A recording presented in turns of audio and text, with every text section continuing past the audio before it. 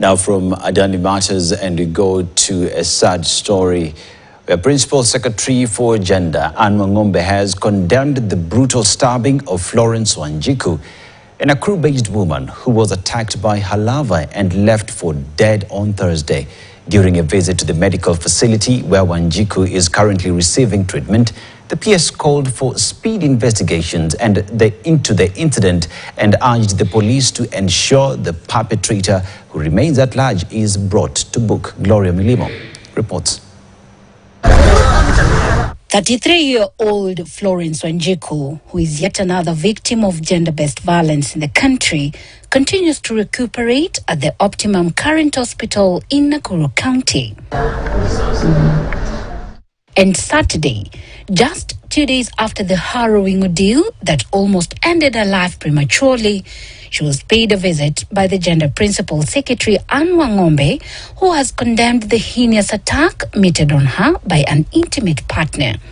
Speaking at the facility alongside the Nakuru regional boss, the PS condemned Thursday's attack, describing it as a mockery of President William Ruto's efforts to combat femicide and other forms of gender-based violence in the country. Gender-based violence has got no place in our society. It is outdated, it is retrogressive, and it is not acceptable. It is unfortunate that this happened almost immediately after the head of state released a statement in Parliament condemning all forms of gender-based violence. And I'm asking myself, is it that this gentleman was daring the government? The PS also made a rallying call to the public to report cases of gender-based violence in order to curtail the vice that continues to erode the country's moral fabric, as well as causing its survivors like Wanjiku untold suffering. You, as an individual, if you suspect that you're about to undergo any form of violence, because more often than not, there will always be some signs, please run for your life. Meanwhile, Nakuru Regional Commander Jasper Umbati says police have launched a manhunt for the suspect who fled after attacking Wanjiku. The suspect will be in our custody.